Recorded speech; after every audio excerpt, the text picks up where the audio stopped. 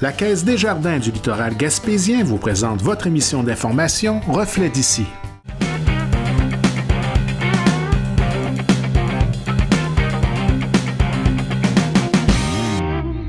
À la portion entrevue cette semaine, j'ai le plaisir de recevoir la préfète de la MRC de Rocher-Percé, Mme Nadia Minassian. Bonjour. Bonjour. Ça va être dur de te vous voyer, Nadia, parce que quand même, on peut se tutoyer. On ne s'est jamais vous voyé avant. Je pense pas qu'on va commencer là. Alors, on va avertir les gens à la maison. Regarde, on va se tutoyer. Nadia, la dernière séance du Conseil des maires avait lieu le 9 octobre. Oui. C'est sûr que c'est diffusé sur nos ondes pour les gens intéressés qui n'ont jamais visionné la séance. C'est toujours offert en direct sur nos ondes à TVCGR. Et puis, on va faire le tour un peu des dossiers qui s'est parlé.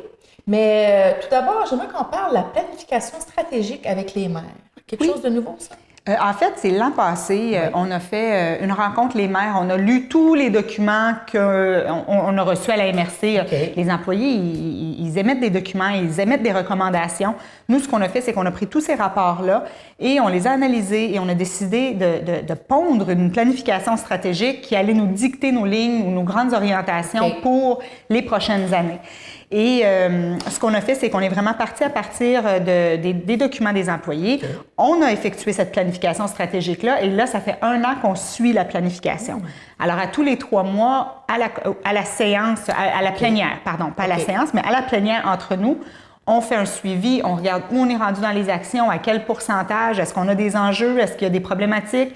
On voit, ça nous éclaire aussi de voir qu'on a des enjeux qui sont un peu plus macroéconomiques ou macro-politiques, si on veut. Alors, ça nous permet de savoir sur quelle porte ou quel palier du gouvernement qu'on doit cogner pour essayer de résoudre ces problèmes-là. Et on avance là-dedans. Je vous donne des exemples.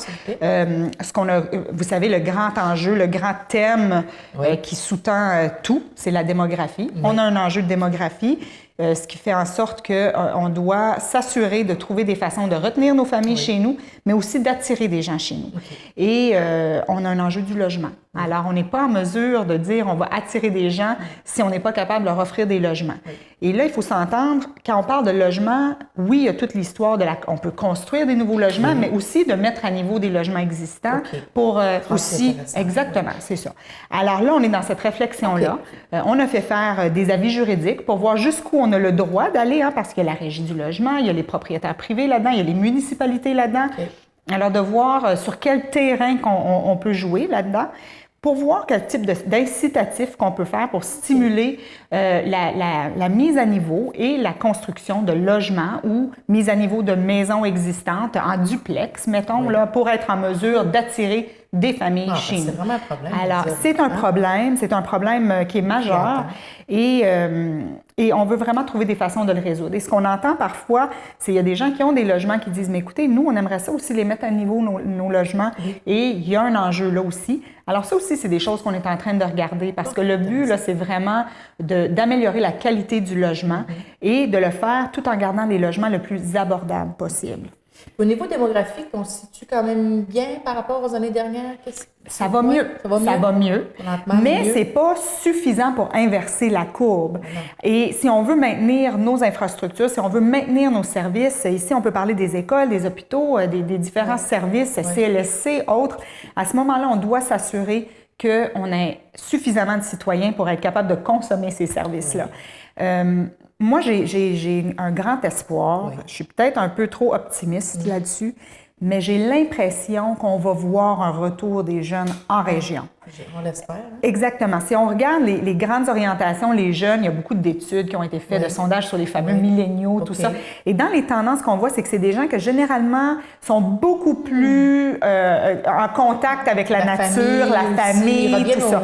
Aux sources. Hein? Oui. Exactement. Okay. Alors, c'est des gens qui n'ont aucun malaise de vivre dans une région, qui sont tellement à l'aise avec l'informatique que la distance devient vraiment secondaire, si on veut. Ça nous amène au prochain enjeu, le transport. Le transport, parce que si on veut attirer des jeunes, c'est une chose. Je pense qu'on a tout pour le faire. Par contre, c'est des citoyens du monde, ces jeunes-là. Alors, c'est des jeunes qui veulent être en mesure de se déplacer rapidement sur le territoire. Et c'est pour ça qu'on était dans le dossier de l'aéroport, un dossier que moi, je crois énormément.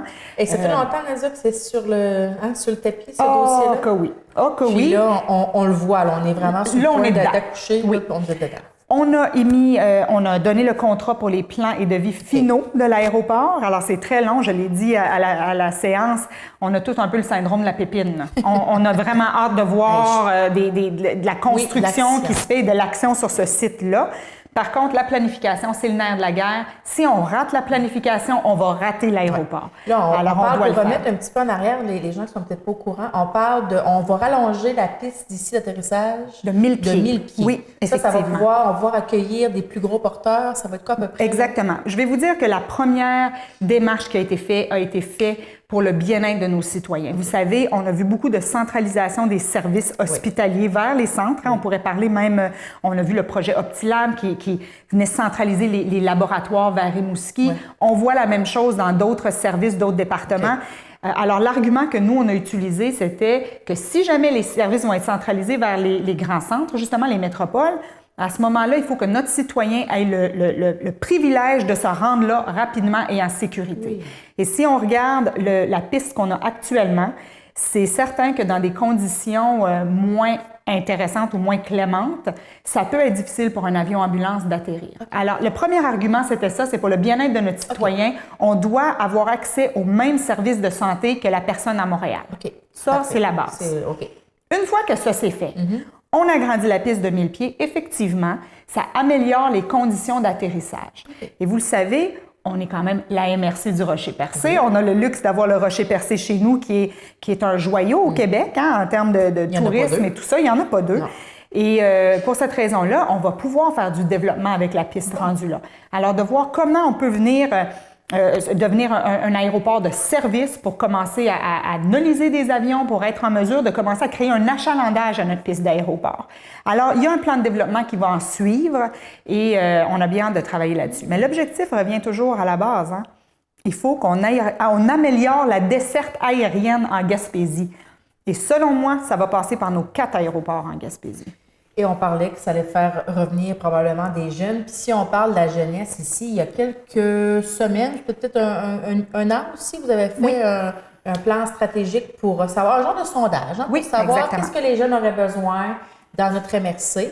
Puis vous avez posé des actions, ça rejoignait les 15-35 ans.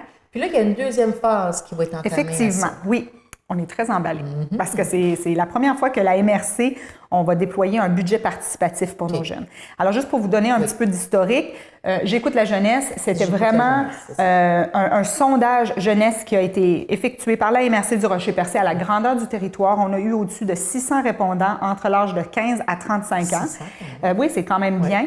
Et ce qu'on a constaté, c'est qu'on a vraiment deux grandes braquettes. Alors, on a les plus jeunes, qu'eux, ils manquent d'activité. Ils se sentent qu'on n'a pas, on ne répond pas nécessairement à leurs intérêts au niveau culturel, au niveau de sport et loisirs. Et à ce niveau-là, on a vraiment une bonne réflexion à avoir à la MRC. Ensuite, on voyait les gens qui sont un petit peu plus âgés. Alors, quand on rapproche du 35 ans, on a les enjeux du logement, du transport, qui revient à la charge. Alors ça, on le traite dans la planification stratégique. Mais pour les plus jeunes, on s'est posé la question, qu'est-ce qu'on fait pour répondre à ce besoin-là? Et la conclusion, c'est qu'on ne le sait pas nécessairement. Alors, on a trouvé à Québec un ministère qui était bien heureux de nous offrir un montant qui va devenir un budget participatif. Alors, c'est 50 000 $ le budget participatif. Mais ce qu'on veut faire, c'est appeler les jeunes et faire, là, je vais dire un concours, mais on est encore dans les modalités. On va faire appel aux jeunes pour qu'eux nous disent exactement ce qu'ils ont besoin, qu'ils portent le projet. Alors, ça va être un projet porté par les jeunes, accompagné bien sûr par la MRC, mais porté par des jeunes pour des jeunes. Alors, c'est vraiment l'objectif de ce projet-là, d'offrir un budget participatif aux jeunes pour avoir une ou des actions qui répondent réellement à leurs besoins. Parce que tu dis que ça n'a pas été concluant la première fois? Oui, c'est concluant dans le sens, ils vont dire, il nous manque des activités en soirée. Je vous donne un exemple. Je vais vous en donner un autre. On aimerait avoir un espace intérieur après l'école où on peut se regrouper, qui n'est pas nécessairement la maison des jeunes, qui est pour une autre clientèle d'âge. À ce moment-là, ce qu'on s'est dit, c'est OK, on peut le faire, mais comment on décore ça? Comment on organise ça? Qu'est-ce qu'on fait? C'est quoi les activités qu'ils veulent? On n'est plus des jeunes. J'aimerais bien l'être, là, mais on n'est plus des jeunes. Alors, il faut vraiment qu'on aille chercher ce input-là.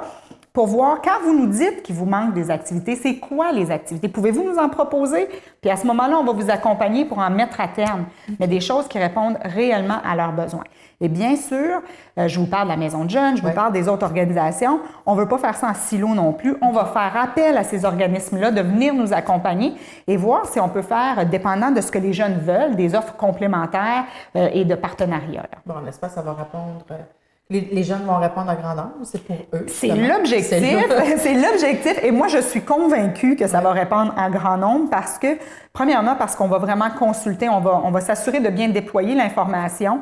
Et c'est étonnant ce qu'on peut recevoir comme input quand on prend le temps d'écouter nos jeunes. Oui. Souvent, ils ont des idées et le problème, c'est surtout le financement. C'est dur d'avoir le financement, mais aussi d'avoir quelqu'un qui est plus habitué, un chargé de projet qui est capable de les aider à organiser leurs idées. Ça, c'est où il y a peut-être un petit coup de pouce que la MRC peut venir donner pour être sûr de bien les encadrer pour que leur projet voit le jour. Intéressant.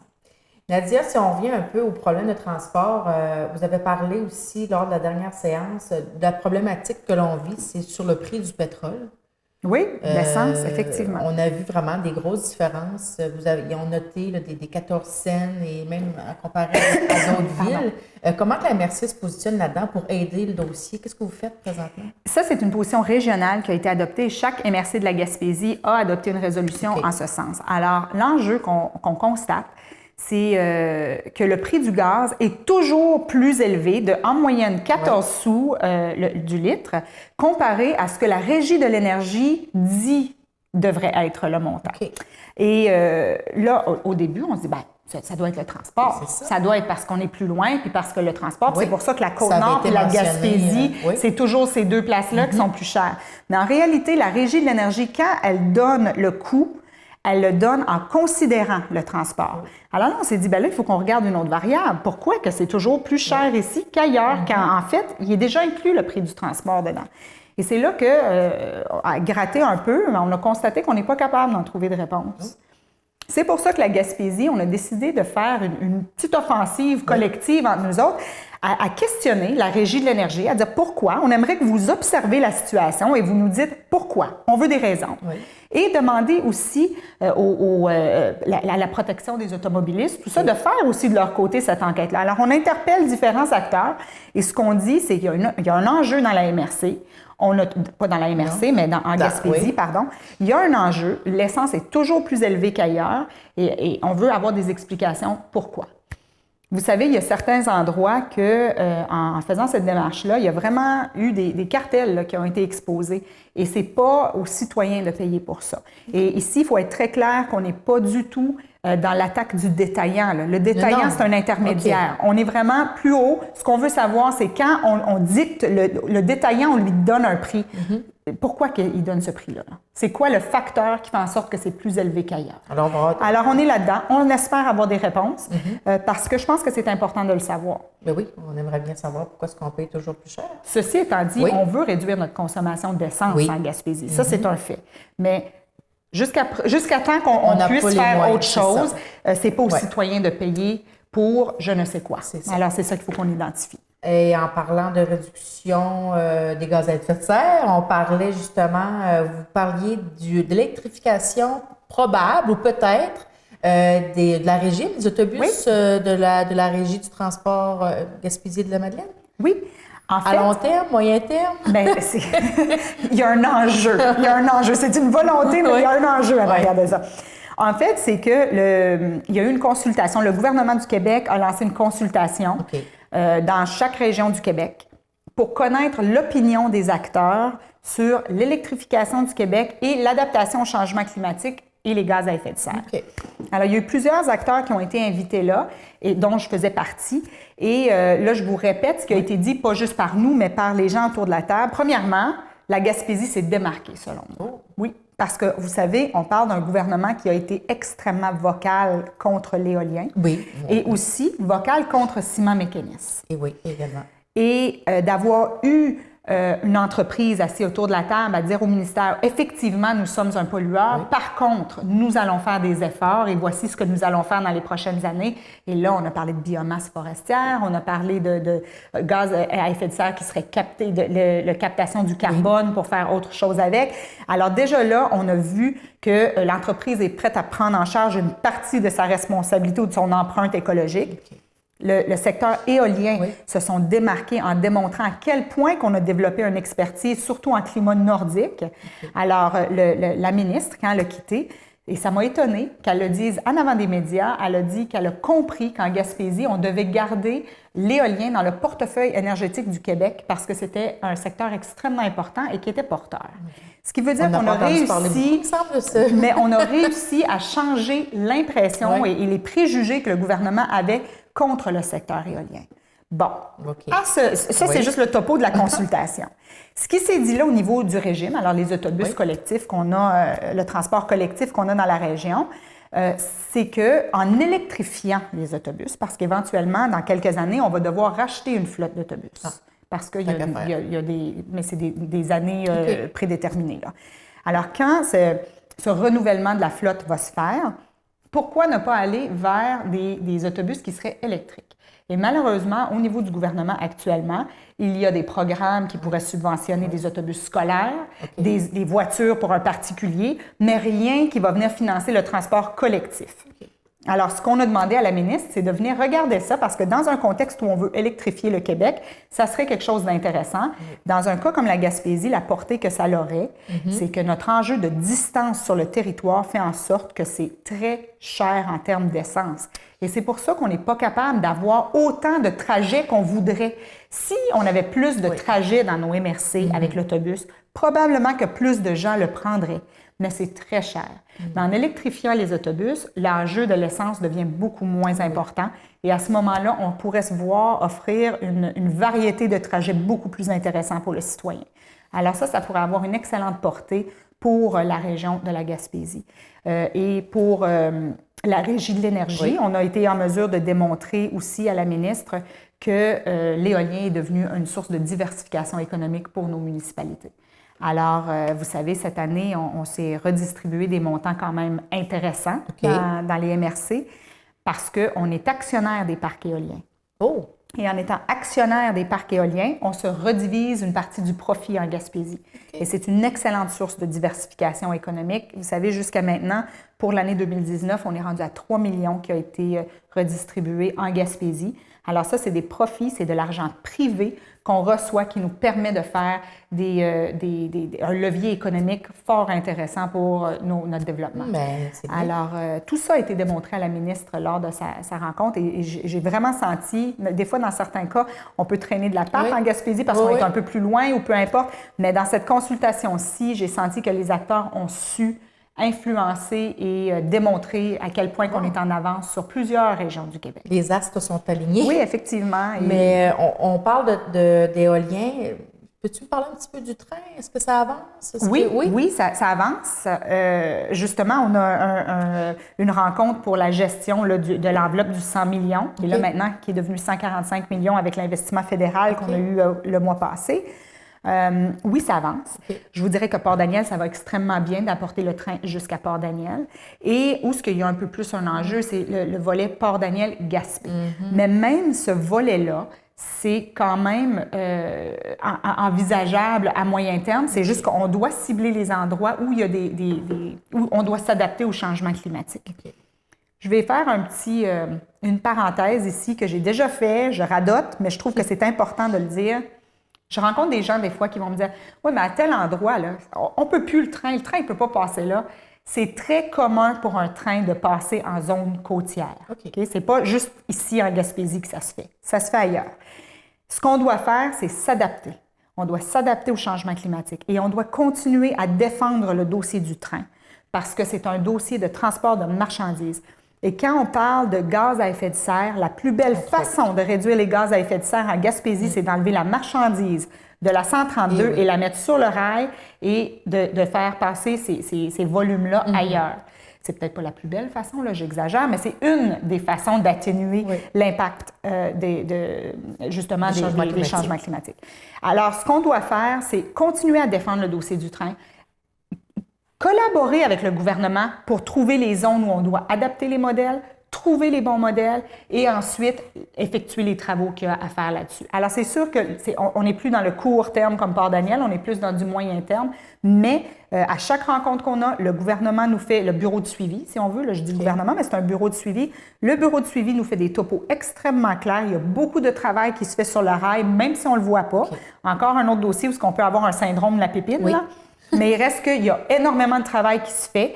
Nous, on les voit, les résultats, on le voit, l'avancement. Et on est vraiment confiant qu'on va le revoir, le rail. Et quand je dis que je radote, le rail, l'aérien, la route, les quais, on a toutes des opinions, qu'est-ce qui est le plus rentable pour notre région, mais la réalité, c'est qu'on doit avoir toutes ces infrastructures-là. On doit l'avoir pour être accessible, pour être capable d'avoir un développement économique prospère et durable. Alors, moi, tant que je suis là, c'est sûr que je ne ferai pas le choix. Je n'aurai jamais l'odieux de faire le choix de quelle infrastructure je devrais défendre. Au contraire, on va défendre toutes les infrastructures. Et si le gouvernement ne veut plus investir, il y aura l'odieux de le dire. Parfait. Mais moi, je ne signerai pas pour les envoyer ailleurs, ces infrastructures-là. Alors, c'est une bataille. Pour terminer, Nadia, on va parler aussi, il y a un poste ouvert à la MRC comme agent de migration. On parle de démographie, c'est un enjeu important, faire revenir la jeunesse, aussi faire revenir d'autres personnes, des nouveaux immigrants.